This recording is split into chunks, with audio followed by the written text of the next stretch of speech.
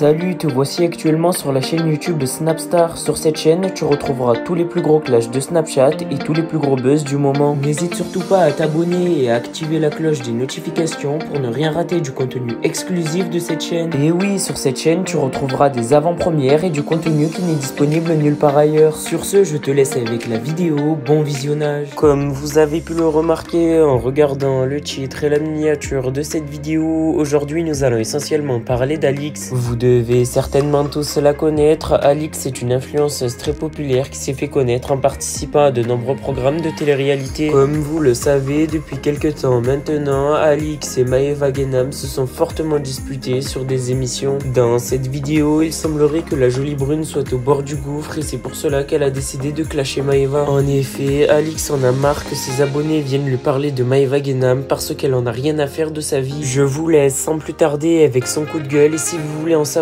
plus sur les sorcelleries dans la télé-réalité, rendez-vous dans la description de cette vidéo. Je viens d'arriver à la maison. Je pense que j'avais dit j'allais me coucher à 21h, mais je vais me coucher à 21h. En revanche, je pense aller me mettre dans un bain et commencer ma nuit dans ce bain avec des bougies. Vous connaissez ma vibe de toute façon. J'aime trop faire cocooning, j'aime trop les spas, j'aime trop faire des trucs détente et j'aime trop le faire à la maison aussi. Donc je pense que je vais faire ça. Je vais commencer à m'endormir et après je vais aller dormir direct. Parce qu'après un bain on dort tellement bien. Franchement aujourd'hui je vous ai pas trop parlé mais je vous jure, je suis HS. Je dis ça tous les jours. La meuf est au bout de sa vie. La meuf passe sa vie fatiguée. Non, je vous jure, franchement, j'ai des journées trop cool en ce moment. Je fais que des trucs géniaux. Je suis vraiment trop contente. Je suis vraiment heureuse. Ça fait plaisir de dire ça. Mais je suis vraiment exténuée et j'ai vraiment besoin de me reposer correctement et de faire une vraie nuit. Donc je pense que si j'arrive à dormir avant 23h aujourd'hui, je pense que mon corps me remerciera. Et demain matin, j'ai pas de rendez-vous. Donc je vais pouvoir dormir un petit peu. J'aurai la moyen, je puisse dormir jusqu'à genre 10h, 10h30. Le rêve. Voilà. Et c'était journée no make-up aujourd'hui, mes filtres à fond, vous connaissez. Franchement, je suis trop contente en ce moment. Je suis grave dans un bon mood, je suis grave dans une bonne énergie. Il m'arrive beaucoup de choses positives. Je suis bien entourée. Ça, c'est important. Je me sens aimée, soutenue, accompagnée et par les bonnes personnes. Et franchement, vous savez quoi? Ça a vraiment pas de prix, ça. Après, vous connaissez, hein, je vous parle pas trop de ma vie privée parce que je pense que après ma carrière télévisuelle et la surexposition de ma vie privée et la médiatisation et tout ça, ça me dégoûte. Je vais pas vous mentir. J'ai vraiment envie de garder tout ce qui fait partie de ma vie privée, genre la vie de Alix, moi-même, vous savez, en dehors des réseaux sociaux, quoi. Privé. Mais je suis vraiment bien. Et ça, c'est trop cool. Je suis vraiment bien. J'ai vraiment des amis incroyables. Et ça, c'est vraiment bien. Parce que je me suis souvent trompée. Mais il y en a qui restent depuis... En fait, on se rend compte que finalement, c'est pas tant trompé que ça. C'est juste qu'on a laissé des parasites entrer à certains moments. Et pareil, vie privée, tout ça. J'ai eu des moments très compliqués ces dernières années, mais je vous jure que là, genre, je réalise vraiment que j'ai beaucoup de chance.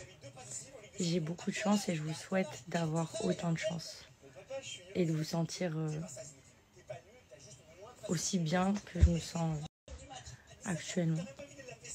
Et depuis un moment d'ailleurs. Et je pense que ça se voit, en vrai. Même si je parle pas trop et tout ça, je pense que ça se ressent. Donc, c'est génial.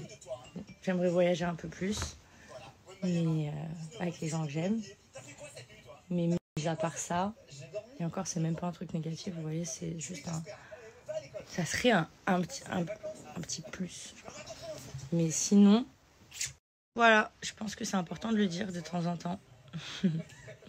Et dernier conseil de motivation, et un truc que j'ai appliqué c'est cette dernière année, et franchement ça m'a plutôt réussi. Quand vous sentez un truc bizarre et que le sentiment y reste, c'est que c'est bizarre. Quand vous avez l'impression que votre petite voix vous parle sur une situation, une personne, quelque chose, vous avez raison. Il faut toujours s'écouter. Et quand vous vous sentez confortable et qu'il n'y a rien d'étrange, bah vous avez raison aussi. Il n'y a rien d'étrange, je vous jure. On est notre meilleur repère et notre meilleure boussole. Et je vous jure que, en fait, on a tendance à pas s'écouter parfois, à se penser trop dur, et c'est comme ça qu'on se trompe. Alors qu'en vrai de vrai, votre instinct, il parle plus fort que tout. Et je vous jure que, putain, je suis trop contente. Je vous conseille vraiment de faire pareil parce que vous allez trouver, je pense, un accomplissement différent. Et je pense que c'est important de se sentir accompli et accompagné. Et aimer, bien entendu. Du coup, la question qui revient beaucoup, c'est ce qui se passe entre Anto et moi. Ben, je vous dis la vérité, il ne s'est rien passé sur le cœur de ma mère. Il n'y a rien eu entre nous. Anto, c'est quelqu'un que j'aime beaucoup. Ça me fait plaisir de le revoir. En fait, Anto, on s'est rencontrés dans ma première aventure, les Marseillais en Australie. C'était à 6 ans. Et dans cette aventure, on était très amis. En fait, moi, je restais que avec lui et Lozina. C'était vraiment mes potes d'aventure. Et depuis, je ne l'ai pas revu. Là, ça me fait plaisir de le revoir. Anto, c'est vraiment quelqu'un de bien. Je lui ai raconté ma vie. Il m'a raconté la sienne. Et il me donne que des conseils positifs. Il est très positif. Il est très, je sais pas, il est très good vibe. Donc, ça me fait du bien de discuter avec lui. C'est un très beau garçon, mais il s'est rien passé entre nous, et moi de toute façon j'écoute les conseils de ma thérapeute. Ma thérapeute, elle m'a dit, tant que t'es pas guéri, tant que ça va pas, ne te mets pas en couple. Même pour moi, vous savez, genre j'avais tendance, pour oublier quelqu'un, à me mettre avec quelqu'un pour l'oublier, et je pense que tout le monde fait cette erreur. Mais quand on est aussi brisé que moi avec tout ce que j'ai vécu et tout ça, ben j'écoute les conseil de ma thérapeute, elle m'a dit que tant que t'es pas guéri, ne te mets pas en couple, parce que tu peux te faire souffrir, tu peux faire souffrir la personne. Attends de vraiment être guéri. Et moi, je vous jure, ma thérapeute, elle est tellement bien. La thérapie que je fais, elle me fait tellement du bien que j'écoute les conseils de ma thérapeute. J'écoute ce qu'elle me dit parce que je trouve qu'elle a raison dans tout. D'ailleurs, là, je vais discuter avec elle. J'aime bien discuter avec elle, parler. Je vais raconter tout ce qui s'est passé là dans ma tête et tout ça. On discute beaucoup par WhatsApp, elle est trop bien. Et j'ai hâte de rentrer à Dubaï et de la voir. Mais voilà, avec Anto, je vous le dis, il se passe rien. À part que c'est quelqu'un que j'aime beaucoup, on discute, on a vécu tous les deux des choses pas faciles. Et voilà. Vous savez, moi je suis quelqu'un de... Enfin, j'étais quelqu'un de très superficiel et je le suis de moins en moins. Par exemple, moi avant, quand je sortais, je devais me pimper et tout ça. Et là, vous voyez, la dernière fois, j'ai mis ma robe, bon, j'ai demandé du maquillage, mais en vrai, je m'en foutais. Je suis très bien à Bali, good vibe, pas de brushing, pas tiré à quatre épingles. Ça me va trop bien, Bali. J'aime trop cette vibe. Alors, j'ai aussi vu, je réponds à tout une bonne fois pour toutes, ouais, les Marseillais sont là parce qu'ils comptent s'installer à Bali. Alors, sur le cœur de ma mère, pas du tout. On est vraiment là... en vacances, on compte rester à Dubaï et c'est pas du tout dans nos projets de s'installer ici. Voilà, sinon des questions sur Bali. Alors Bali, c'est très beau, les gens ils sont gentils, ils sont accueillants, ils sont souriants, c'est vraiment pas cher. Je suis choquée des prix. Je pense que c'est le pays le moins cher au monde, enfin un des pays le moins cher au monde. Genre des taxis, ça coûte 3 euros. Tu loues ton scooter toute la journée pour 4 euros. Tu manges pour rien du tout. Genre, les prix, c'est vraiment pas cher. Et même les hôtels et tout, tout est pas cher.